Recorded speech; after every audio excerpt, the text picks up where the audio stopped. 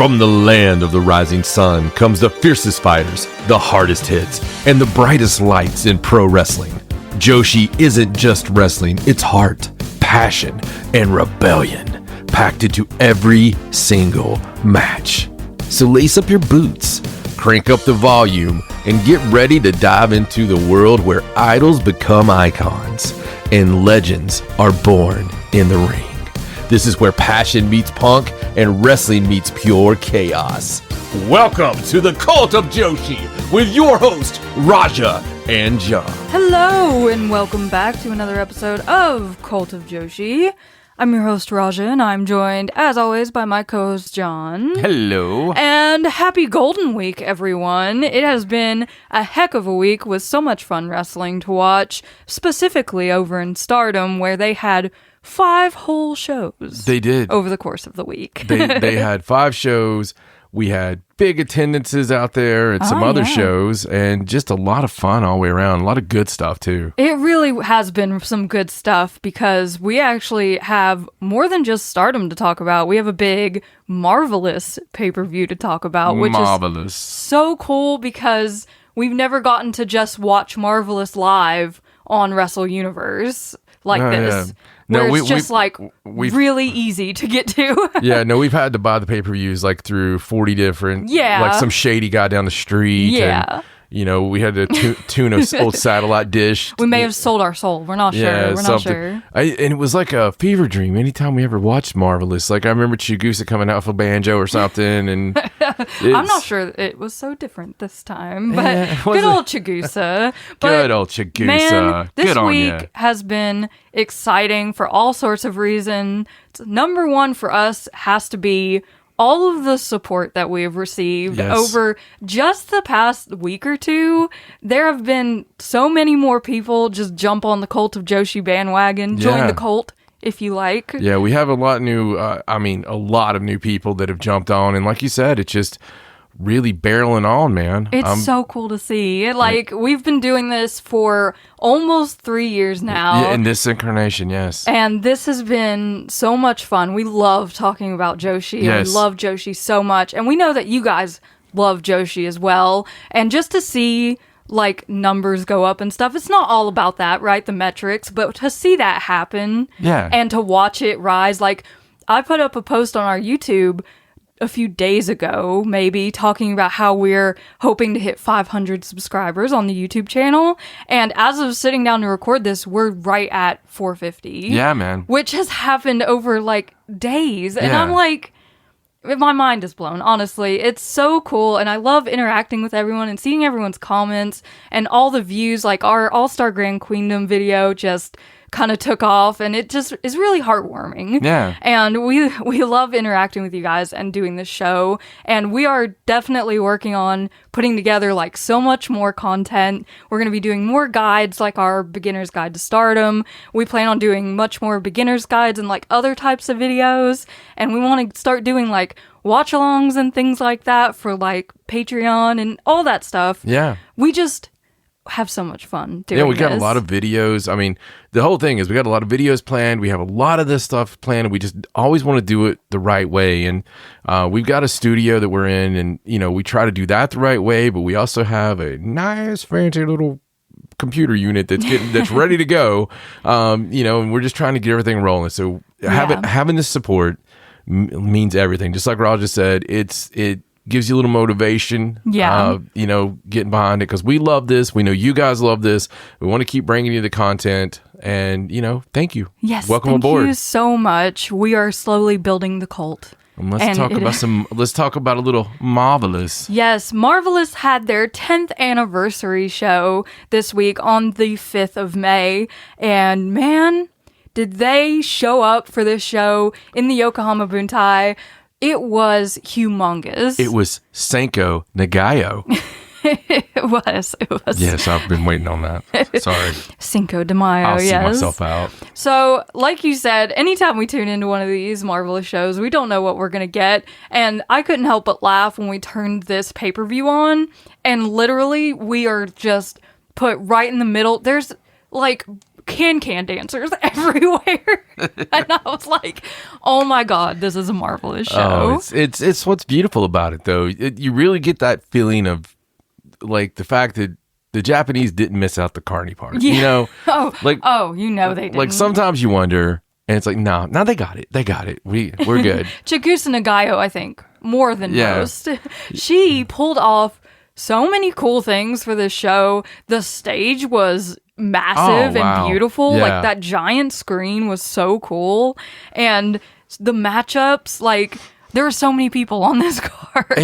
There was, and they pulled the second largest Joshi crowd of the year. Yeah, I mean that was full in there. For a marvelous show, which is fantastic. Obviously, we just had the largest Joshi crowd. Yes, like a week before that. Yeah, so I mean, just fantastic, just seeing it that full, and of course they have goals that they've set. They do. Yes, they want to go to the Nippon Budokan. Of course, like that's their number one goal right now, and it's not far fetched. And they're gonna sell at the next Kurikan Hall. I mean, that's what they were talking about. That's the first step. Yes, of course. Selling that out and then going on from there. And I believe they will. I mean, they put on a great show. That's the whole key, right? Yeah. Is if you want to get bigger, when you have the big show, put on a good show. Yeah, and marvelous. Yeah. Sorry. No, I'm just saying we've seen some do big shows and not stick truly to who they are. Right. And not to sling mud, but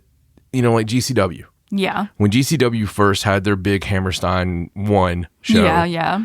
They brought in all these people from outside and they lost all their matches, and it just wasn't it wasn't a GCW show. It wasn't a vibe, right? It wasn't a GCW show. Yeah. You're right. And I think they fixed that a lot on the second time around, but it still just wasn't that. Yeah. And I think sometimes that's the thing that people do when they have the real big shows, like, oh God, we got to be like everybody else. Right. And this isn't something that Joshi's immune from, because we talked about it last year when Senjo had their Top of Joshi show, and it was like, this didn't feel like the Sendai Girls spirit. It just felt like a showcase for a bunch of people that they decided to bring in from the outside. Yeah. But man, Chigusa Nagayo, this is going to be a marvelous show no matter what. And we kicked off this show with a singles match for the WWE ID Championship, where the champion, Starboy Charlie, defended the title against his tag team partner, Titus Alexander. Yes. The Crush Boys going against each other. Oh, what a world. What a great match this was. I mean, they're both so talented. And they know each other so well. I mean, West Coast Pro in the house. They know each other so well. And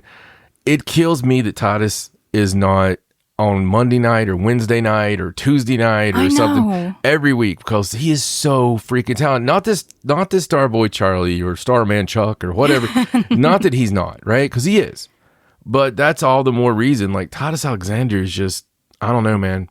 He has something. He like does. Every time we see him, you feel it. He's talented. He's got the look. He's got the size. He screams like superstar. And I feel like if he got that big opportunity, he would run with it. He even has the scars now. He does, from the hardcore matches he had.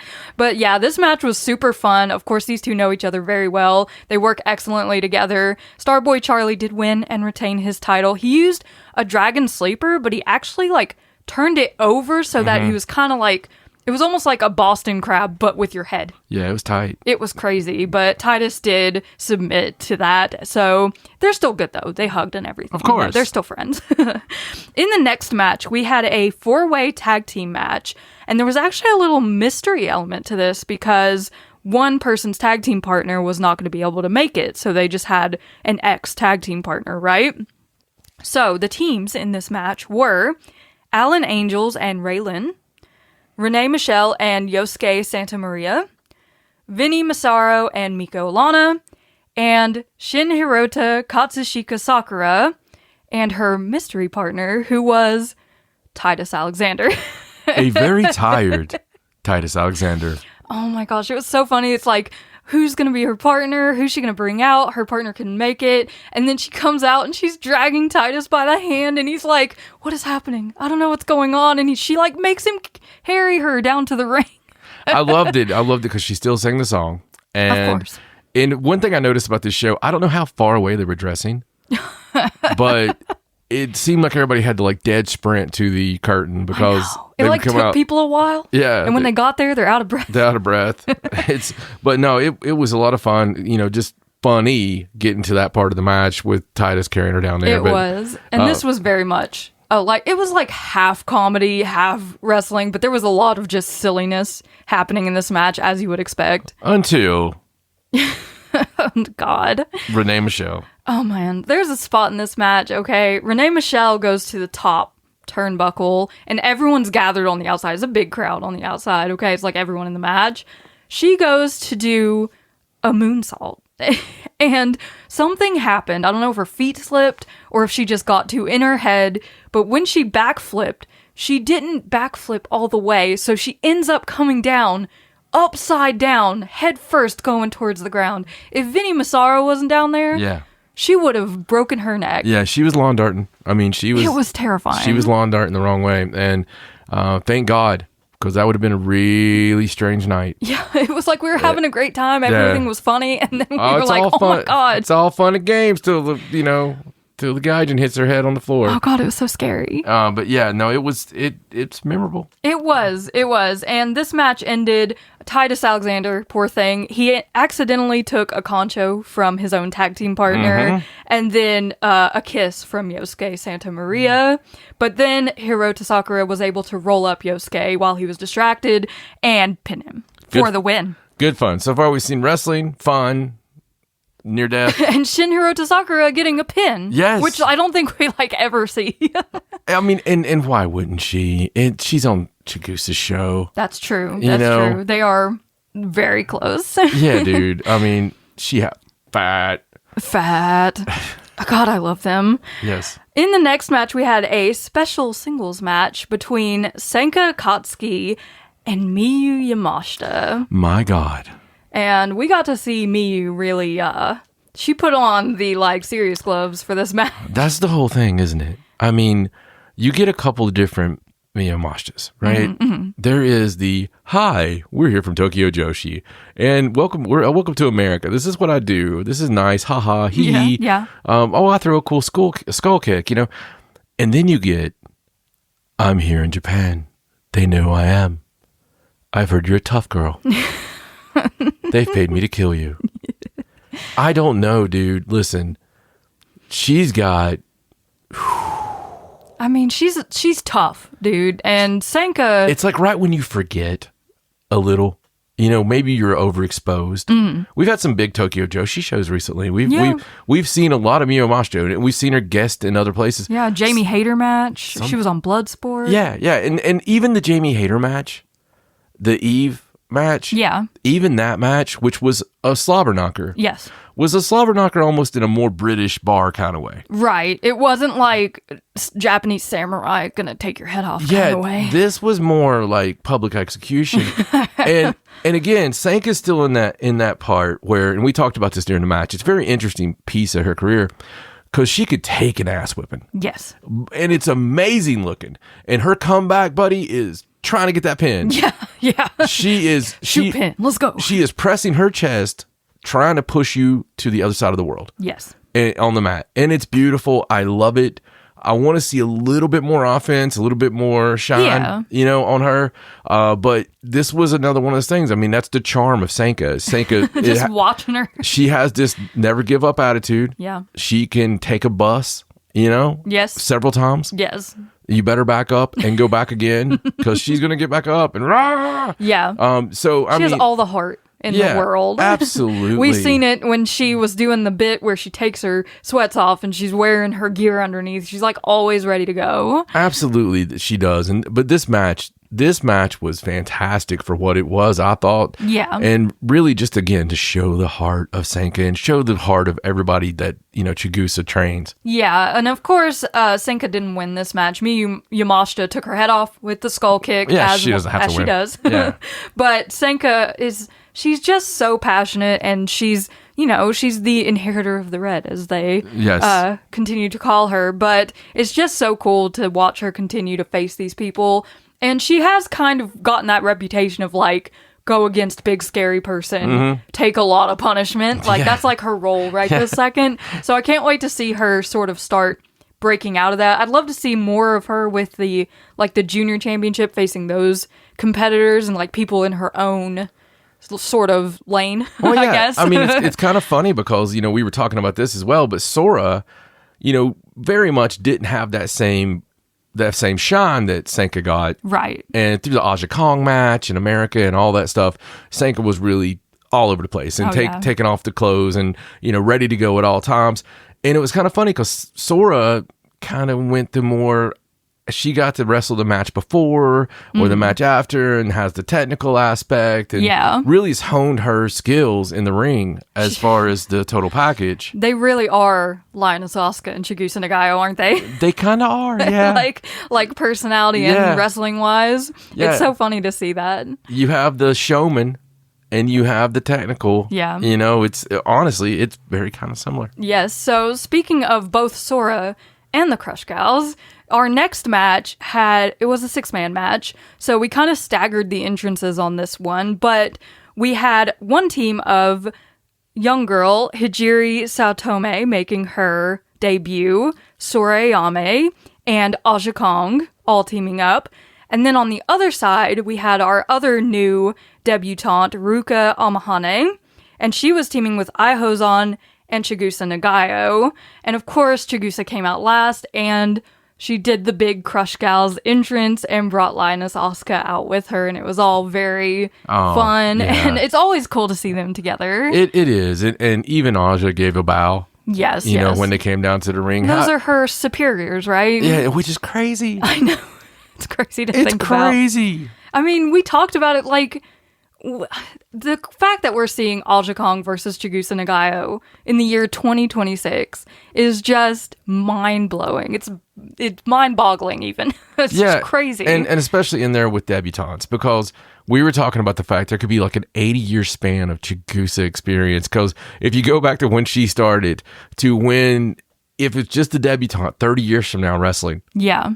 And they're like, oh, yeah, she had that match with Chigusa Nagayo. I mean, that's a long span of influence. Right. You know, you like Hijiri Saotome in 30 years is wrestling like a big championship match. It's like her debut match was against Chigusa Nagayo. And it's like 2056. Like, it's just crazy to think about the timeline of things. It's amazing. But yes, this match was it was a debut match. It was a showcase match for the legends. It was a lot of fun, and we had some cool pair-ups. Of course, the rookies got a chance to go against each other. One of my favorite bits was when Sora Ayame got in there with Chigusa Nagayo and really went to town on her. She was trying to prove herself to her trainer, and it was just really cool. But overall, fun match. You know, you get to see the legends go at it against each other once more, and it's just so much fun. One of the things I love about Japan and absolutely adore is the respect given to the legends. Mm-hmm. You know, we may respect legends once a year, or maybe, or at the local flea market show, or right. Every now and then WWE needs to make a dime, and they'll bring them in, right? Whatever. Show them in the crowd. You know what I'm saying, right? Yeah, I mean, it's that's very much it, and it's not respected the same way. They keep working for the most part in Japan until they're done. Until they're done. And the same respect levels there from the crowd, from the fans, from the workers. Yeah. They always treat them with that respect. And I love that so much because we're able to see this. And you could think about the generations of fans. There's grandfathers and grandmothers in that crowd that, went to go see Aja Kong and at the Dome, Yeah. And just absolutely, that was the biggest thing in their life. And they're sharing that now with a grandkid. Yeah. That's freaking awesome. It's so cool. I wish we honored legends here the way they do in Japan. But man, those Joshi legends, they just do not give up. They do not quit. Chigusa's supposed to be retired. Yeah. She's out here wrestling. I love her for that. But this match was really fun, and Aja Kong won the match. She pinned Ruka Amahane. Both Ruka and Hijiri, I thought, did really, really good in this match for their debut. They got a chance to face each other a little bit at the beginning and kind of show off their skills that they've learned in the dojo. But it was fun seeing some debuts and some legends. And of course, after the match, Sora kind of tried to make up with Chigusa, and then and then she like hit her again. I think Sora just really wants some recognition at this point. Yeah, and I like the all white. Yes, the all white for the debutantes was very cool. In the next match, we had an 8-man hardcore match where our international team of Masha Slamovich, Queen Aminata, Johnny Robbie, and Jesse Jackson took on Team Japan of Chikayo Nagashima, Vinny, Miyavi Echika, and Rina Yamashita. So if you were asked and somebody tasked you and they're like, Raja, I need you to go get 8 ass kickers. Yeah. I just only want ass kickers. And just people that kick ass, may kick ass, looks like they could possibly kick ass. Yes. We had some ass kickers in this match. Oh my goodness. It was crazy. Like an 8-man hardcore match is insane. I mean, we know what Queen Aminata does, right? Yeah. And Vinny, for love of God, just you never know. She's always there. Yeah, we never know when somebody's head's going to be in the third row. Yes. You know, so we love Rina Yamashita. Always. There's not words for it. So just having all these, tough girls in that match. Yeah. And man, they took it out of each other. Yeah, they really did. It was a lot of fun though. This was another one that was violent, but they did some entertaining things with chairs. Yeah, there was a chair pyramid at one point, I believe. It was very violent, but not like overtly so for the sake of violence. It was just a lot of fun. Yeah. There was a bump that Rina Yamashita took off the apron. She went through 2 tables on the floor, but the tables were way too close to the ring for the suplex she was taking off the apron, so Rina just hit the concrete, like full bottom half on the concrete, no table. And there's a few of the girls we're super impressed with. Oh yeah. Like Miyavi for one. Yes. Her baseball gimmick is so cool. The bat and the pitch chop. Dude. It's so cool. I just, again, she's just one that I think is so underrated. Like every time we've seen her, yeah, it's just one of those memorable deals. It's like, okay, she's awesome. Because we've seen her on New Blood before. She's from PPP Tokyo, so we don't get to see her a lot. Right. But every time we do, we're just super impressed. And I think Jesse Jackson looks pretty good. I thought she was really impressive too. She was a lot of fun. She was like a little Spitfire from the UK. Right. She was really awesome.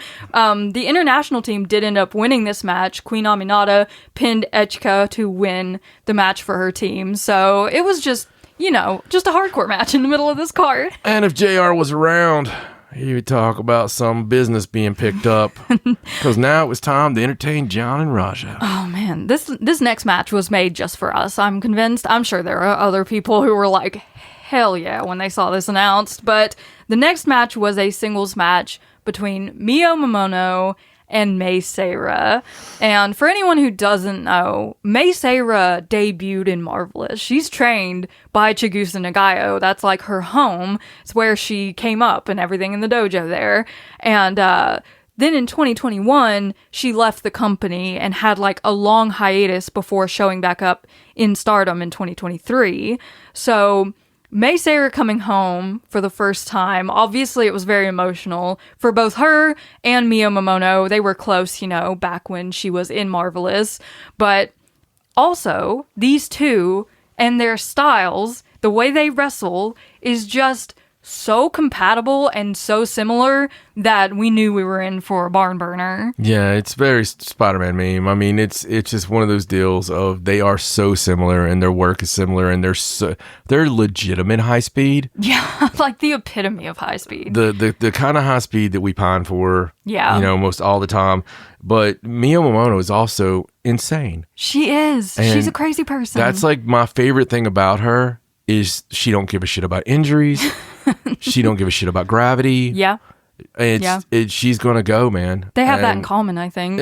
Not giving a crap about anything. They do, but I think Miu has an edge on crazy. Maybe. So this match, of course, was very quickly paced. It was very hard hitting at the same time. They hit multiple variations of their finishers. There was a checkmate. There was a rolling star. They threw everything at each other. For my taste, not long enough because I just want to watch them wrestle forever. But yeah, it was great though. They did end up, Mio Momono hit her Code Red finish on May and was able to pin her, which was honestly, to her surprise, like, she's like, you're still quicker and more technical than me and a little stronger, but this time I was able to pin you. So I think she acknowledges that maybe May is like a little tiny bit ahead of her in some areas, but Mio is obviously catching up fast. They teased, they teased us afterwards with other matches and teased us with tag teams. And Man, tag team. Put them in a tag team. Put them in tag league. I don't know. I want to see more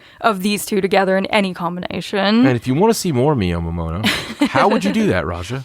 Well, maybe she would wrestle in the very next match.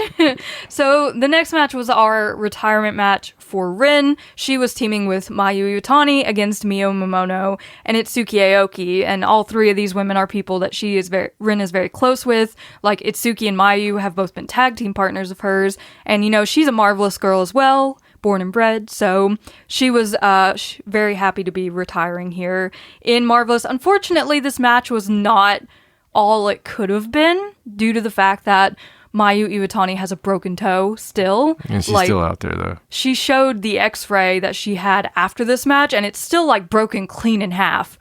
And I'm like, why did you do this to yourself? Yeah, no.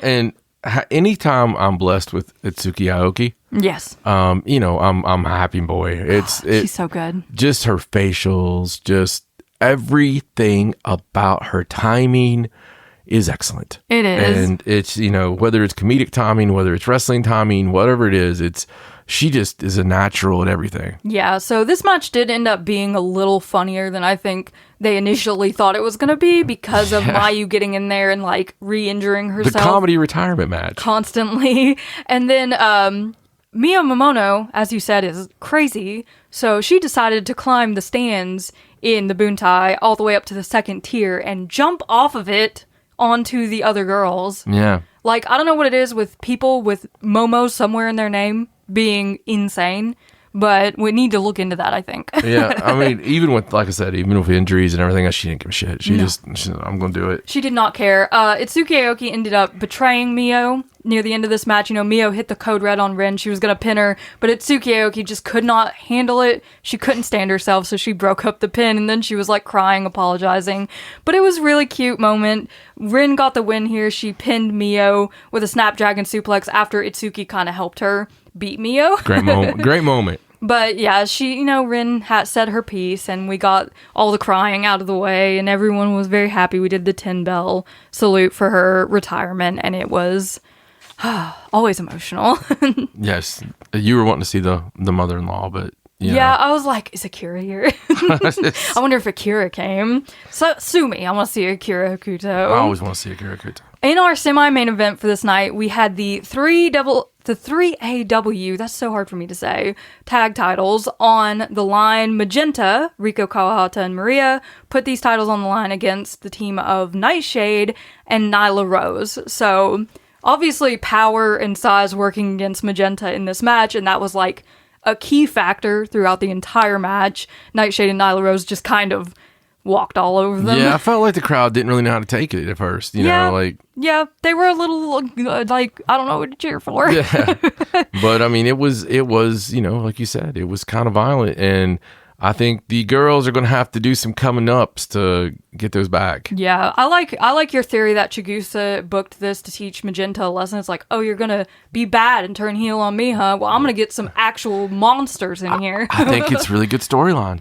And back in the day, monster heels were like all the rage, Monster Ripper and all them. Like, I mean, that's what Chigusa knows. It's so much fun. Yeah. But we do have new 3AW tag team champions. Nightshade and Nyla Rose did win this match, so I guess Magenta's gonna have to figure out what to do from here. Yeah, we'll see what happens. It'll be interesting. And then in the main event for the 3AW World Championship, Takumi Iroha was defending her title against Suri.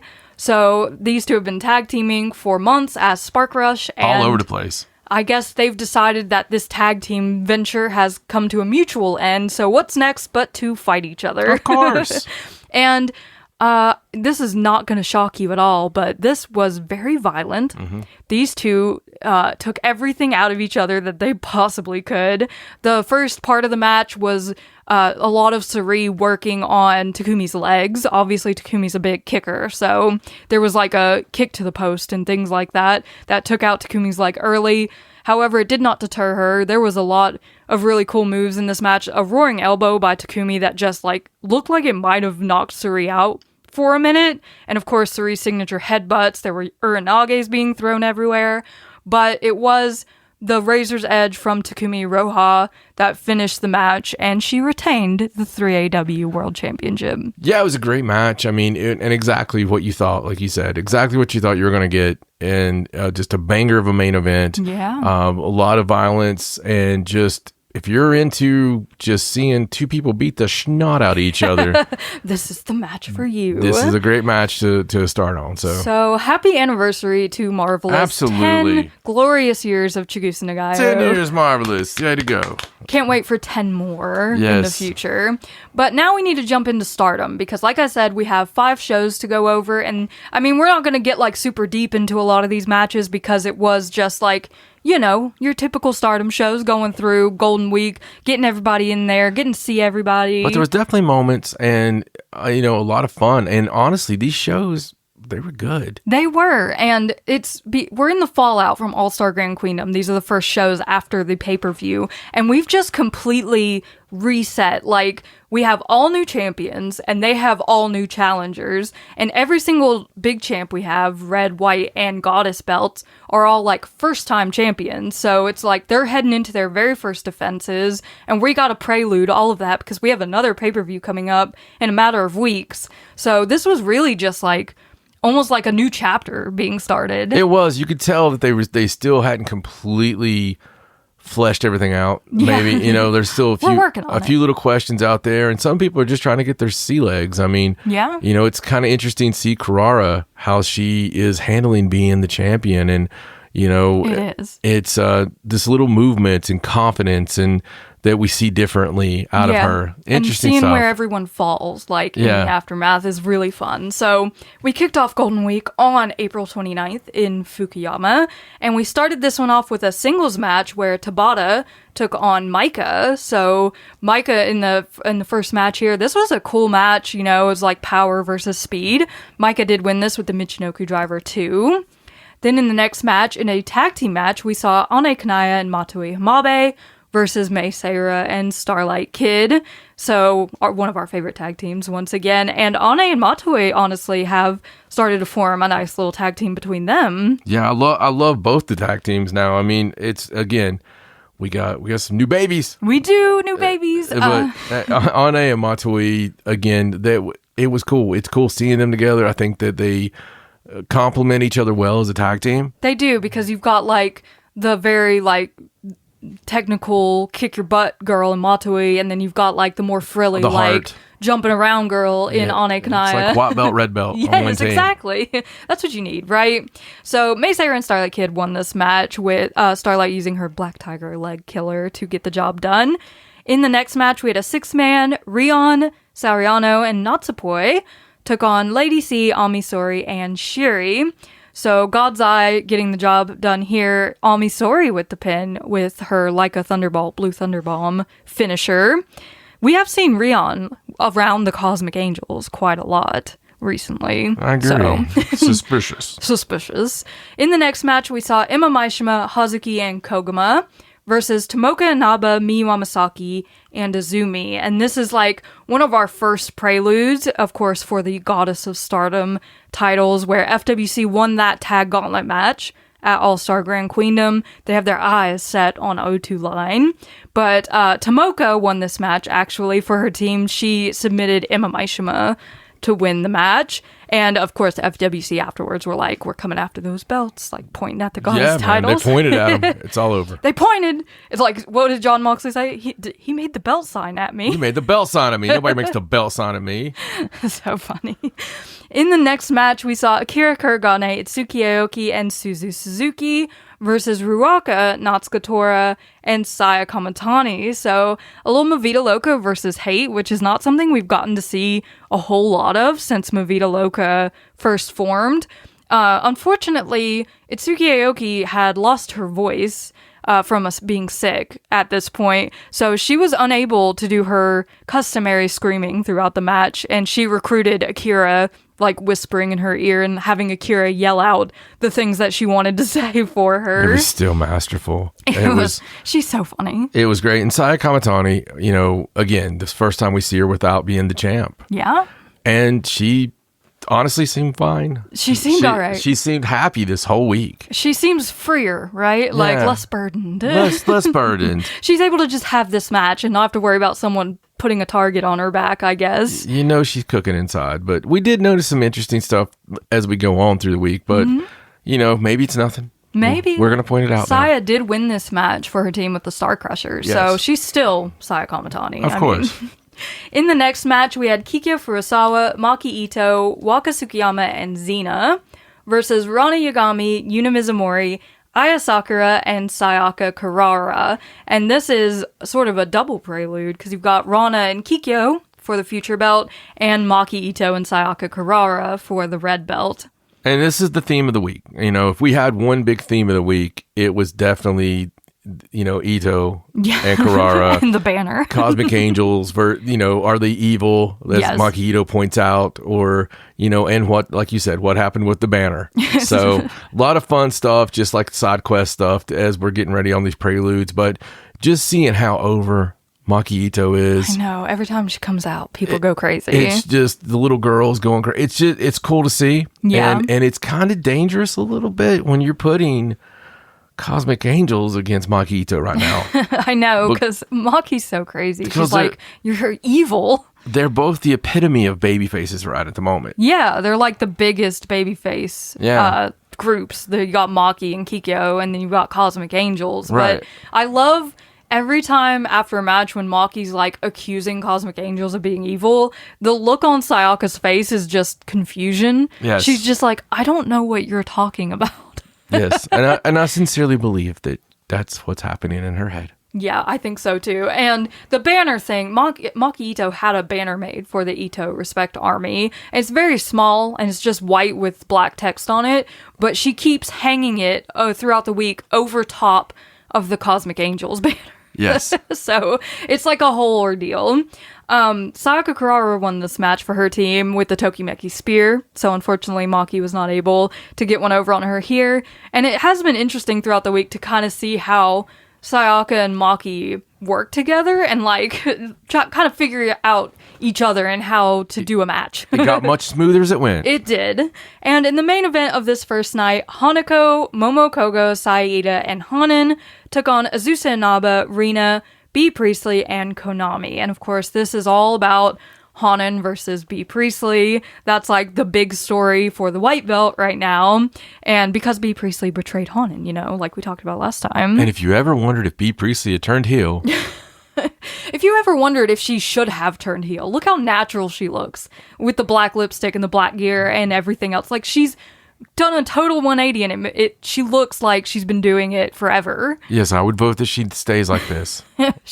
she belongs there. Yes, B. Priestley as a heel in Hate is 100% cool. It's supposed to be. So, unfortunately for Stars, they did not win this match. Saida took the spray paint to the face, and then Konami kicked her head off to pin her. So, 1 point for Hate in this little feud that we have right here.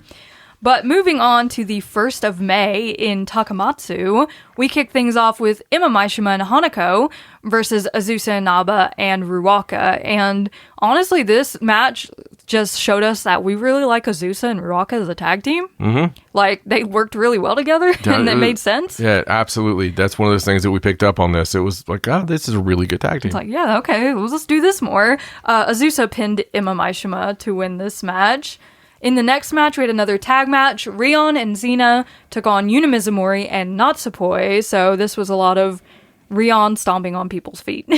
That was like her basically thing now. it. Yeah, it's basically the whole match. Xena rolled up Yuna once again to pin her Like, every time she pins Yuna, I'm like, her chances of winning the high-speed title go down, like, slowly, every single time. Yeah.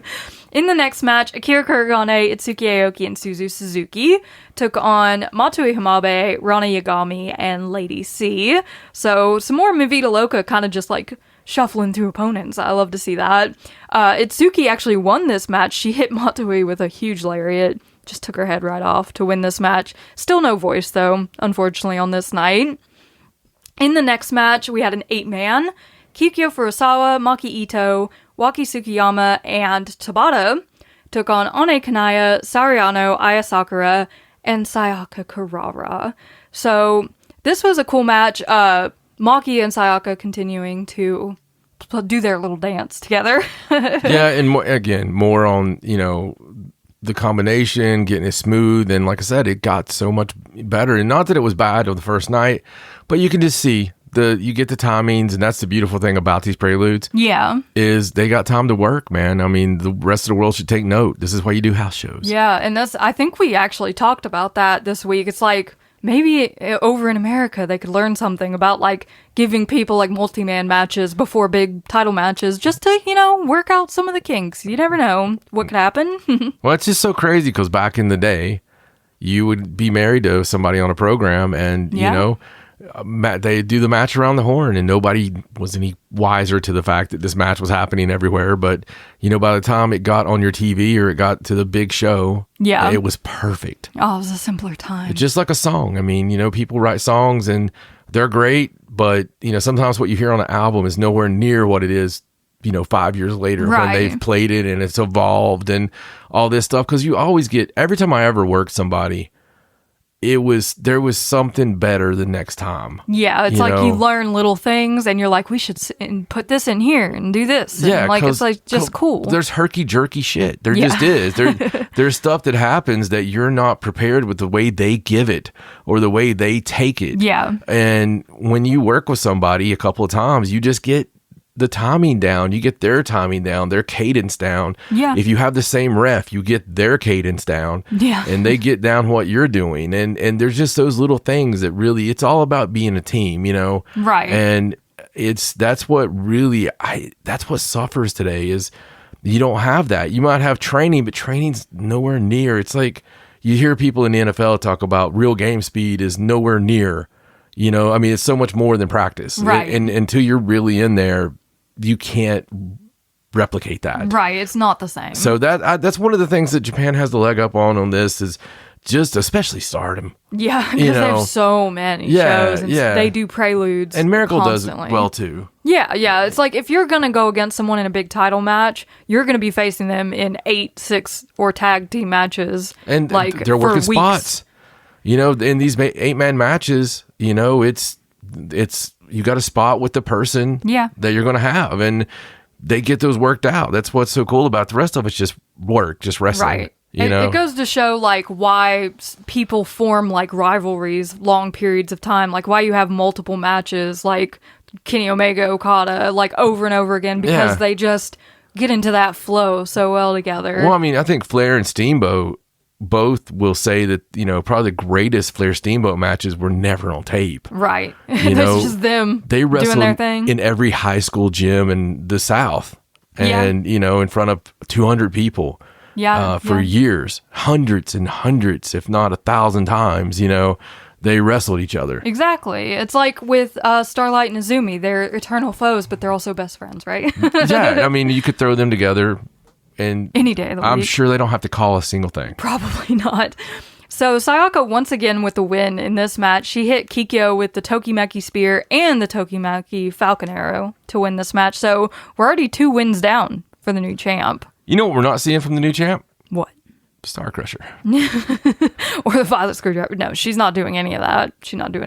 Yeah. Which one was it that she almost killed? Violet Screwdriver. Oh, okay. Yeah, she never tried that one again. Yeah. After she nearly killed Saya with it. Tam, like, looking up from wherever she is. Yeah, no, like, that's living in my head, dude. It was ugly. I see it. I see the... Yeah, okay. In the semi-main event here, we had Hazuki, Koguma, Tomoka Inaba, and Ami Sohrei versus Rion, Starlight Kid, Miyu Amasaki, and Azumi. So Rion wrestling for the second time on this night because Mei Seira was unable to wrestle, so she's taking her place. She even wore her arm tape with the words on it and everything. I thought it was funny that Rion had to take the initial heat on this, though. Like, she's wrestling twice, but they made her work the longest. Yeah, they're like, you go in first, and you get your butt kicked for the first 5 minutes. You're already warmed up. Yeah, you're limber, and it's what May would do. Go on. Yeah. But the Goddess of Stardom champions actually won this match. Miyu and Azumi rolling up FWC both at the same time to get the pin on them. And then after the match, Starlight Kid was kind of like, Rion, you're factionless right now, and you kind of work well with us, and you're young and you have a lot of energy. Why don't you perhaps join Neo Genesis? And then Rion was like, I'm kind of courting offers right now. I got a lot of offers going on. She's so popular. She's a gremlin. She's so funny. She's like, I don't know. Let me think about it. There's something just so remarkably endearing about Rion. And I don't know what it is. It's funny, though, because as we've talked about before, she comes off like she's going to just get half drunk and start some shit, She does. She has an attitude, man. Yeah. You gotta watch that one. I don't know if you want her in your faction. You gotta watch out. No, it's great. We love her, though.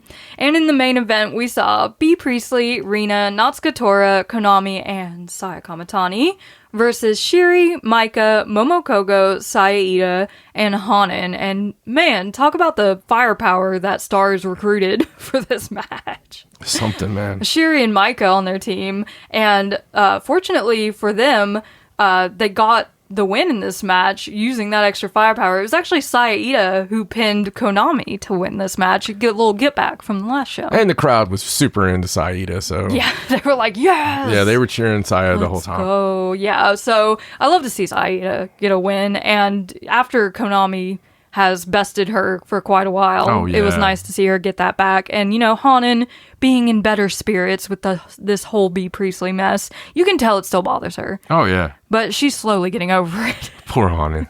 She has she's like the Dusty Rhodes. She's never going to have a friend that doesn't eventually she's the new Mayu. Yeah.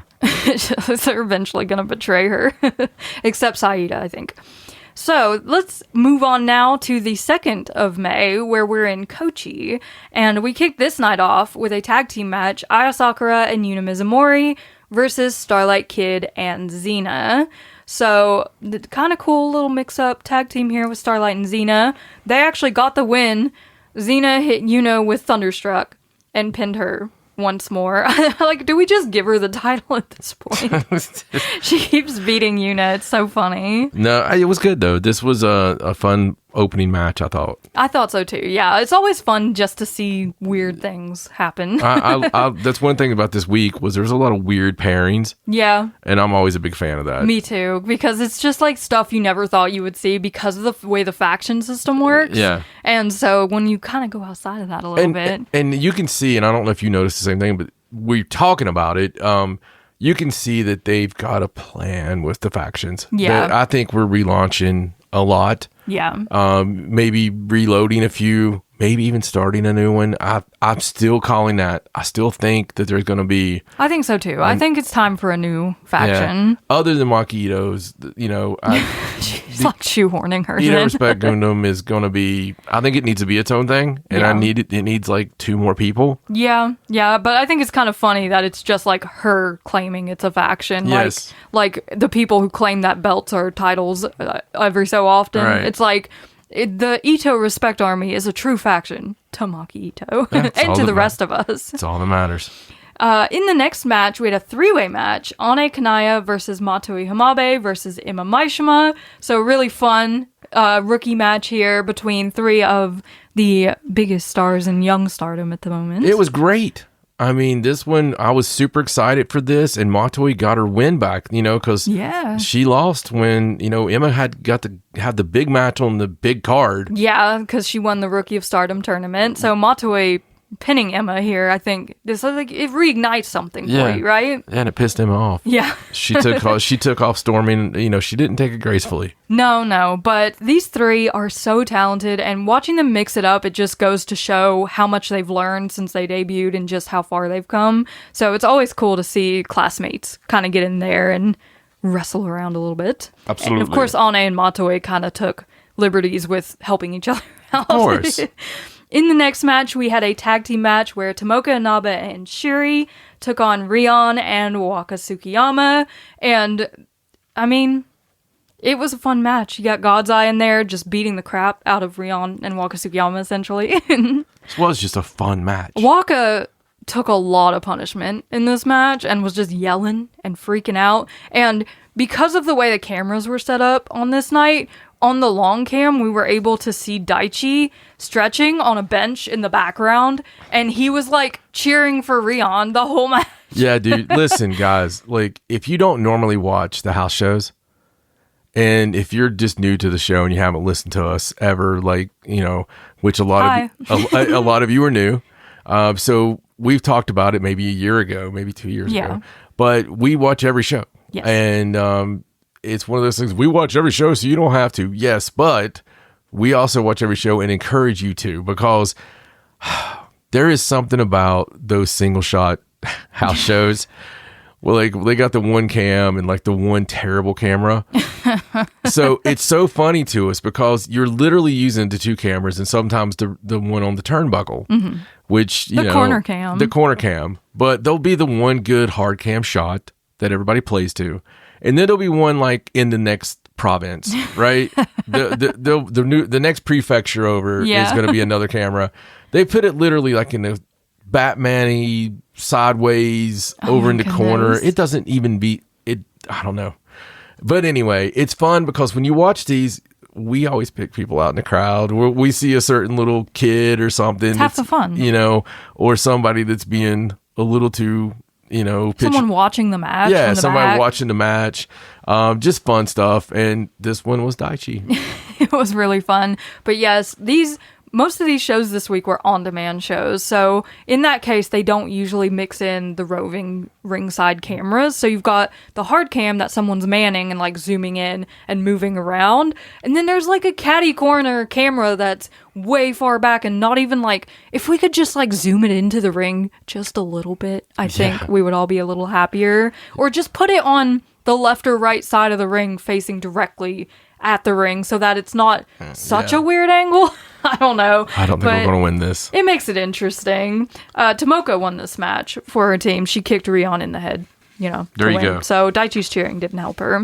In the next match, we had a singles match between Tabata and Mei Seira.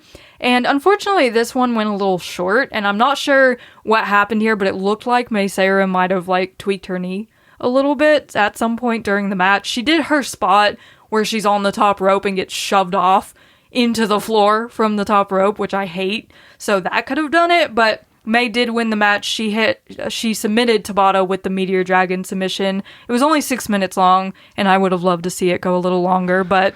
And I think Tabata was getting a lot of these singles matches on this week because it's her final week in Japan, and, yes, it sucks. So sad. And we're going to really miss her. I'm glad they gave her a bunch of little dream matches, though, to send her off. It seems that, like, that's what was happening. Yeah. But, man, I love Tabata.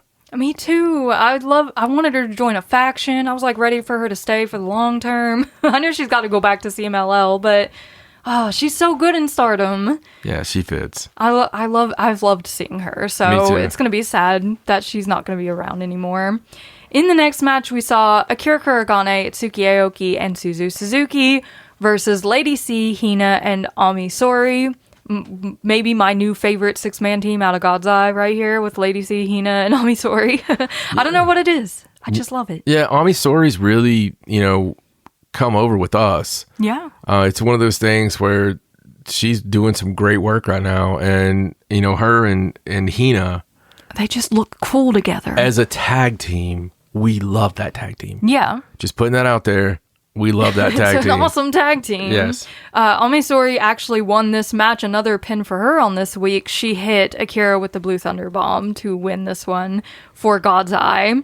In the semi-main event of this night, we had Kikyo Furusawa, Maki Ito, Hazuki, and Koguma versus Rana Yagami, Miyu Amasaki, Azumi, and Sayaka Kurara. So this was 3 preludes all rolled into one match. You got the Future, the Goddess, and the World of Stardom title prelude all together. So, it was just craziness the whole time. Hazuki and Koguma actually got Miyu and Azumi back for that roll-up the night before.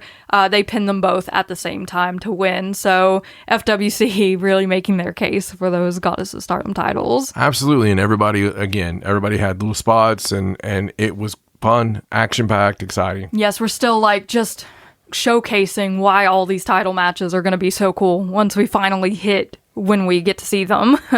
And in the main event, we had my favorite type of match. The insanely big multi-man. We had Momo Kogo, Saya Ida, Hanan, Hanako, Maika, Sariano, and Natsupoi versus Azusa Inaba, Rina, B. Priestley, Ruaka, Natsuka Tora, Konami, and Saya Kamatani.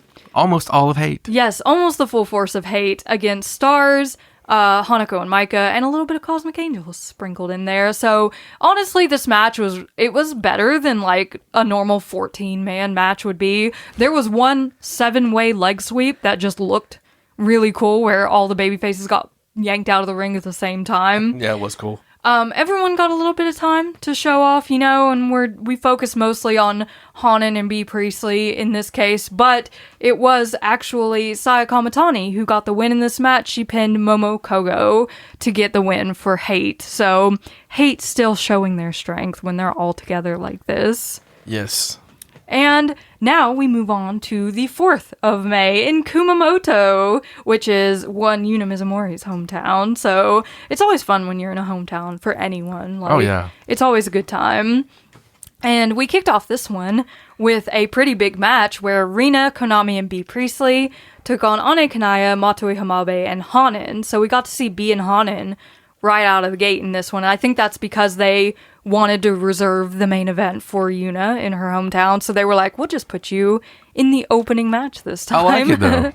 I do, too. It's fun to see sometimes, a big match. Yeah. And I liked seeing Hanan here teaming with Ane and Matoi. That doesn't help her chances of winning the match at all because she kind of has to do all the heavy lifting on her own. But it didn't really work in her favor either because B did submit her to win this match for Hate. Still good some. In the next match, we saw a fun 3-way between Tabata, Waka Tsukiyama, and Saori Ano. And they were just silly the whole time in this 3-way. I love to see when Waka gets her silly hat on. She really just goes for it, dude. But Tabata actually won this match. She hit Waka Tsukiyama with a fisherman suplex for the pin. So congratulations to her. Then we had a 6-man match where Kikyo Furusawa, Koguma, and Hazuki took on Rana Yagami, Tomoka Inaba, and Shiri. So for once, FWC not taking on Miyu and Azumi. They're helping Kikyo out here with her little prelude against Rana. Kikyo actually sat down on Rana Yagami out of an ankle lock to pin her, and this cemented the fact that their Future of Stardom title shot would be on May 23rd at Queen's Dynasty. So we're for sure going to get that Future of Stardom championship match, and I cannot wait. It's going to be great. In the next match, Rion and Natsupoi took on Momo Kogo and Saya Ida. So I think it's safe to say that Cosmic Angels is probably one of the factions that's courting Rion as often as we've seen her with them. Maybe. The evidence kind of points that direction. Yes, and Rion and Natsupoi, they're both tricky little girls when they want to be. So, you got foot stomping and Natsupoi pulling on hair and things like that. Never trust a fairy. Natsupoi won this match for them with the Fey Rail gift on Momo Kogo. And then in the next match, we had Emma Maishima, Miyu Amasaki, and Starlight Kid versus Lady C, Hina, and Ami Sori. So that cool God's Eye team. Once again, Lady C just kicked the crap out of Emma Maishima and pinned her to win this match. Yeah, it was almost like Emma had stole something out of her bag. It was insane. I don't know what happened there, but it really did feel like Emma. I don't know, man. They called Emma taking a crap in Lady C's, maybe gear bag or something. Maybe. She really did abuse her. She did. Like, Lady kick. C has hard thrust kicks Yeah. to the face. There was one point, no, it was Hanako that was doing the thrust kick with the, like, stomp down to the ground where she almost killed people a couple times. But that's what I think of anytime I see Lady C thrust kick someone, because it just looks like she goes through their face every single time. In the semi-main event and on this night, we saw Akira Kuragane, Suzu Suzuki, and Hanako and Maika versus Azusa Inaba, Ruaka, Natsuko Tora, and Saya Kamatani. So I thought this was cool because you got like two Mavita Loca teaming with Hanako and Maika after those two groups have had so much like hardship, and they didn't get along perfectly in this match. Obviously, Hate did win. Saya Kamatani hit the Star Crusher on Akira, but this kind of boiled over a story that we've sort of been setting up for, where Maika, Suzu, and Natsuko Tora are kind of all at each other's throats. Yeah, they had a quick stare down after the match in the middle of the ring, but there was something else. Mm-hmm. And if you want to go back and watch this, it was strange. So normally, when Hate wins, there's a big celebration in the ring. I mean, they're always there together, raising their hands and all that good stuff. No matter if they hit each other with bats or whatever else, they're always in the ring, celebrating. But this one, I'm just saying, Saya Kamatani raised her hand and nobody else was in there. No. And it's like they all kind of just left. Yeah, they were all just sort of walking around, doing their own thing on the floor and left. And it was just odd. It was a weird little situation. I don't think it was story. I don't know. I mean, maybe it was story for the future. I don't know. But I don't know. It was strange though. Normally they don't forget things like that, to do the raising of hands after you win a match. It was just weird because she kind of looked around for him and was just like, oh well. Yeah, she's like, oh, all right. Yeah. I guess we're going. But I am excited to see that Maika, Suzu, Tora thing blow up. Big old house fight. Yeah. And then in the main event, we saw Xena, Azumi, and Maki Ito versus Yuna Mizumori, Aya Sakura, and Sayaka Kurara. So this is when the whole banner situation sort of hit the boiling point, because Aya Sakura decided to tear down the Ito Respect Army banner on her way out, because it was taped on top of the Cosmic Angels banner, but all the way at the bottom. So Aya was able to tear it off and take it out to the ring with her. I think that was Sayaka Kurara that did that. Was it Sayaka? Yeah, pretty sure. Oh my gosh. I thought it was Aya. And it was Aya the day before. And I know Aya put it underneath the Cosmic Angels banner the day before. I don't know. They keep messing with it. Yeah, I'm pretty sure that it was Sayaka Kurara that pulled it down on her way to the ring. One of them took it down. The Cosmic Angels took down the banner and took it out to the ring, shoved it underneath the ring. See, and that was exactly the problem Maki Ito had, because she was blaming the wrong people. Yeah, she's like, it's Aya Sakura and it's Sayaka Kurara. Yeah. Like, who's the evil one here? Yes. Who's the mastermind behind all of this Cosmic Angels evilness? But, of course, like we said, this is Yuna Mizumori's hometown, so she got the big welcome, she got the paper tape. There was a town mascot out there. It's like a really cute little dog thing with the silliest face that I loved very much. Yuna actually won this match. She hit an assisted German suplex on Xena. I don't think the German suplex needs assistance, because it looked terrible. like Sayaka and Aya just slamming Xena down along with Yuna doing a German suplex. Like, that's unnecessary. No, I agree. But finally, Yuna was able to get the pin over Xena in their preludes, which good for her, because she really needed that. It took long enough. After this match, Maki Ito was completely fed up with everything. She's like yelling at Aya, and then she's yelling at Sayaka. She's like, maybe it's actually you that's the evil one. Aya pulls the banner out from under the ring, tries to tear it. She like tears the edging off of it, and they're all yelling at each other, and it's just, this match is going to be crazy when it happens. Yeah, that was a good time. It was. It was a good time, and we have to wonder, yeah, is Cosmic Angels actually evil? I know, like, I don't know, maybe Maki's onto something. Yeah, I think it would be freaking fantastic if they were just like, actually, if they actually figured out that they are the biggest heel unit, because we always joked about stars. Yeah, I mean, that kind of went away a little bit. Yeah, well, back in the day we joked about stars being heels, but it's kind of like Hogan, man. Hulk Hogan was always everything he did was rule breaking. Right. And he was the biggest babyface in the world. Yeah. He'd hit refs, he'd freaking, get chairs, he would scratch people's backs. I guess as long as the people are cheering for it. Yeah, I guess that's all You're matters. still the good guy, right? I guess that's what they say. So that brings us to the final night of Golden Week on May 6th in Fukuoka. And Fukuoka loves itself some wrestling. I'll tell you what. It does. And the cool thing is, they kind of built this, this show kind of came off like a big, Cork and Hall show. It's like, I like to call them mini bosses. Yeah, yeah. It's not quite the boss, but it was a mini boss match. It's on the way to the boss fight. Yeah, it's on the way to the boss fight because it did feel like it has some cool matchups. It has some interesting matchups, and it just felt a little different than the other ones. Yeah, and it kind of wrapped some stuff up as well, and like got some things to the finish line that we were like announcing matches and whatnot. So and it was live. Very cool. We actually kicked this one off with a title match for the New Blood tag team titles. We had Sayaka Kurara and Aya Sakura defending against Ane Kanaya and Matoi Hamabe. So Ane and Matoi called their shot for these titles over the course of the week, and Ane actually saying she's going to win the titles and then join Cosmic Angels. That's her plan. So they put up a heck of a fight in this match. Like, it went nearly the 20-minute time limit, which is far and beyond what these two girls, Ane and Matoi, have wrestled in their careers so far. So props to them for just keeping up. You couldn't tell, though. It went by in a flash. It was so quick. It was really, really good. And, there was nothing wrong with this match. No, I mean, I thought for sure that the new babies were going to win.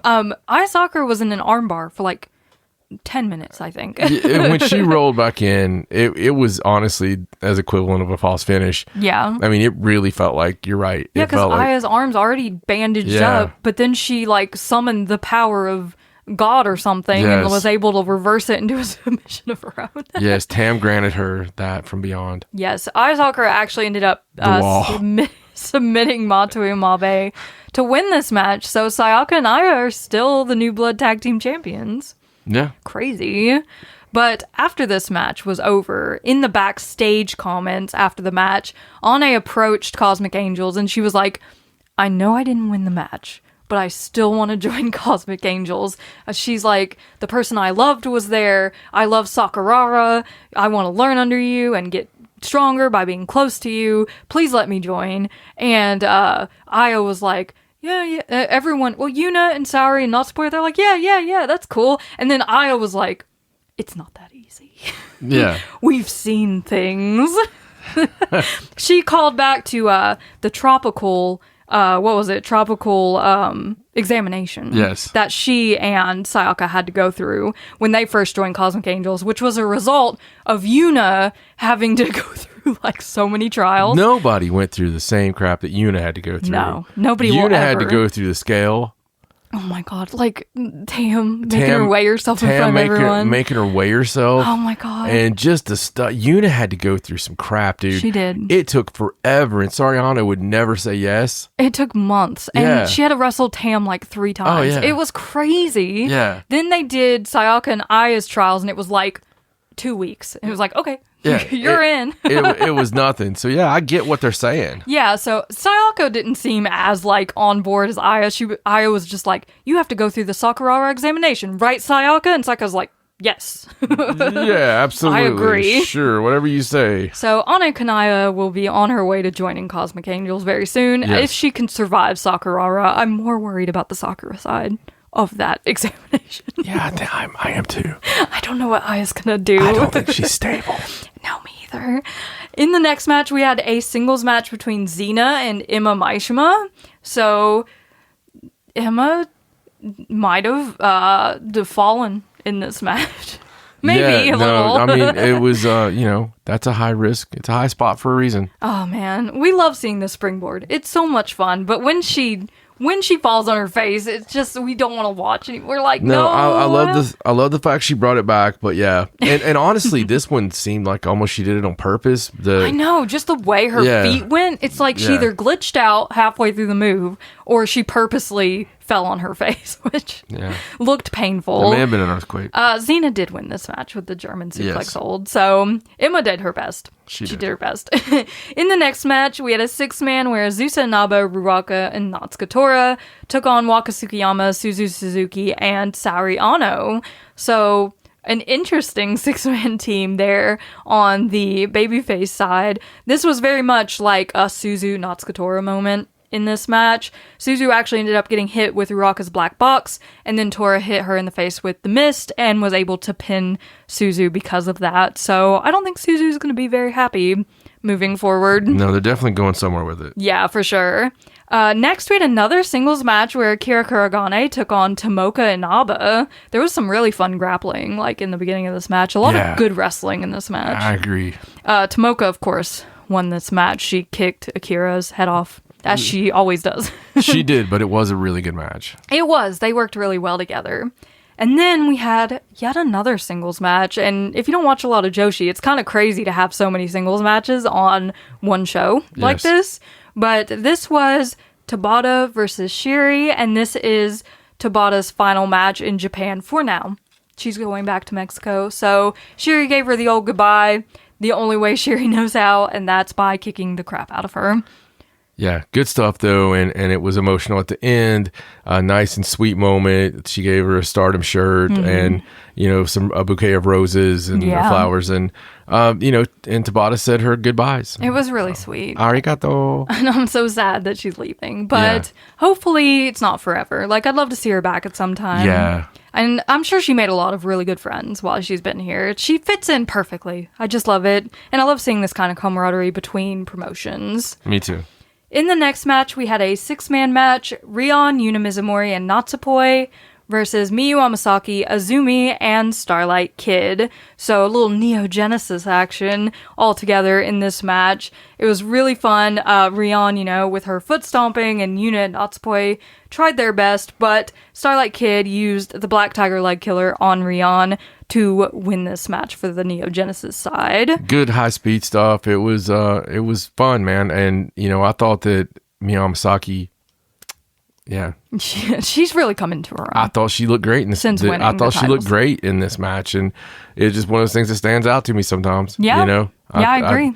I think that she has had flashes of brilliance of the last couple months, and this was like one of those times. Ever since she got her confidence from the Cinderella, she's really bloomed at the top. Absolutely. So to speak. After this match, O2 Line did call out FWC to the ring and officially made the tag team title match for Queen's Dynasty. So we all knew it was coming, but it was cool to just make it official. You got to do it. Next, we had our semi-main event, Lady C, Amisori, Momokogo, Saida, and Hanan versus Fukigen Death, Rina, Konami, B. Priestley, and Saya Kamatani. So once again, stars having to deal with hate, but in this case, it was less Hanan, B. Priestley, and more like Stars versus the Artist of Stardom champions, because Stars wants another chance at those belts, and because Hanan won this match, she used the 17 to roll up B. Priestley. They will now get an Artist of Stardom title match on May 17th in Korakuen Hall. Yes. And hopefully they win. I think they will. And it was a good match. It was I love this hate, this particular people of hate together. It was a lot of fun. Yeah, these 5 together were really cool. It's just, hate's so strong. They have so many amazing players on their team.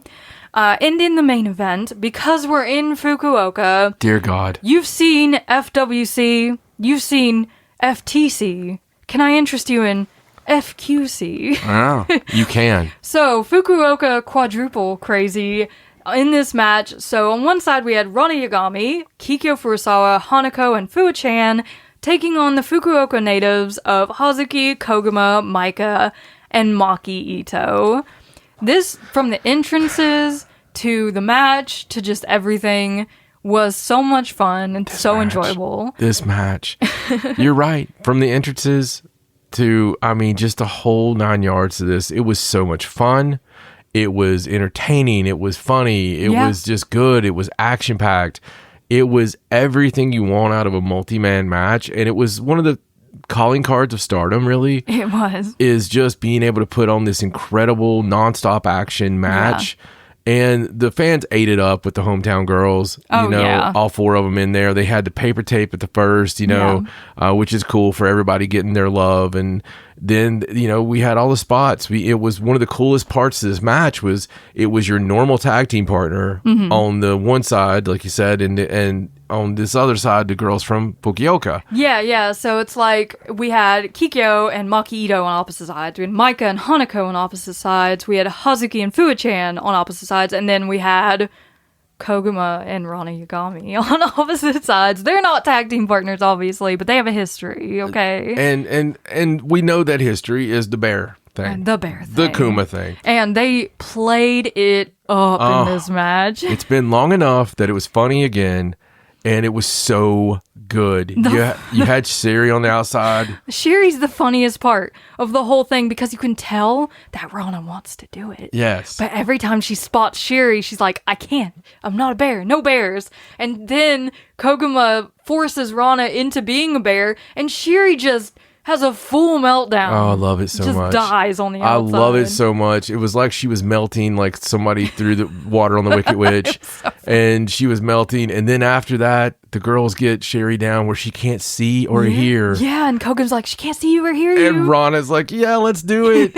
and Kuma. Yeah, and this is the Kuma thing. She's so happy. It's so cute. And, between that and having the tag team partners against one another. Oh, man. It was just so much fun. There were so many elements of just everything you love about pro wrestling, because sometimes pro wrestling just needs to be fun. Yeah. It just needs to be an escape. Yeah. And the girls need it. They need to have fun. We need it. We need to have fun. Absolutely. And that was what this was. It was just a celebration of, hey, here's your hometown girls. Yeah. Hey, here's all our big matches that we're going to be, putting on. Enjoy yourselves. Yeah, so we did. Kikyo and Maki was a great time. Kikyo kind of she tried to block the headbutt and all that, but it didn't work out for her. Hanako and Maika basically just running into each other like two bulls in a pen that don't like each other was crazy. And then Hazuki and Fuwa-chan stealing the show with their wrestling capabilities, as always. But this match ended when everyone on the Fukuoka side took a turn hitting Fuwa-chan with their finishers, and then Hazuki hit her with the Emerald Flosion and pinned her. So the Fukuoka team did win. Yes, it was great. And Fuwa-chan got celebrated at the end. She got to stand in center of everybody loving. And, it was just, again, it was fantastic. I love this, and I love to see it every now and then. Yeah. When they have these special little one-offs, thank you for paying attention matches. Yeah, and it was just such a good feeling to end Golden Week on. After 5 shows over the course of a week, I think it really it just makes you feel good, right? And I think all the girls had a lot of fun, which is the most important thing. But now that Golden Week is over for Stardom, they have a 10-day hiatus where the girls can go and do a little vacation or something before we come back. And coming up, the next 3 shows for Stardom. On the 16th, we have Takasaki. Then on the 17th, Korakuen Hall. And then the very next show after that is the 23rd, which is Queen's Dynasty. So we're coming up fast on the next big show. I would say we're going to have the press conference. Oh, yeah. I wouldn't be surprised if it went tomorrow. Yeah, we'll have it soon. But, we'll have the presser soon, for everything. But it's going to be interesting to see as they put the full card out. Yeah, I can't wait for the Korakuen Hall show because that'll really set up for the pay-per-view, and we'll get the full match card and everything like that. Of course, Stardom isn't the only promotion that had shows across Golden Week. I know Marigold had quite a few shows, but unfortunately, because of the way Wrestle Universe works with their on-demand viewing, none of those have been put up yet, so we haven't been able to watch them. So we just wanted to focus on all these wonderful Stardom shows for Golden Week, and hopefully you guys got a chance to watch some of these, or maybe the Marvelous pay-per-view. It is on Wrestle Universe. I know it's a little extra fee if you want to watch it, but it's totally worth it because it's just a fun time. But let us know what you guys thought about all this Stardom goodness, the fallout from All-Star Grand Queendom, and what we're building to for Queen's Dynasty. We love to hear from you guys about that kind of stuff. Make sure you're following us on all our socials at Cult of Joshi on X, on Facebook, on Instagram.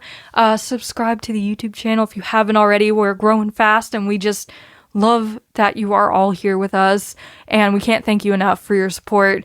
That keeps us motivated to keep going and talking about all this amazing Joshi and all the things that we love about it. But for now, that's all we have for you. I'm Raja. He's John. So long from the Cult of Joshi. Bye!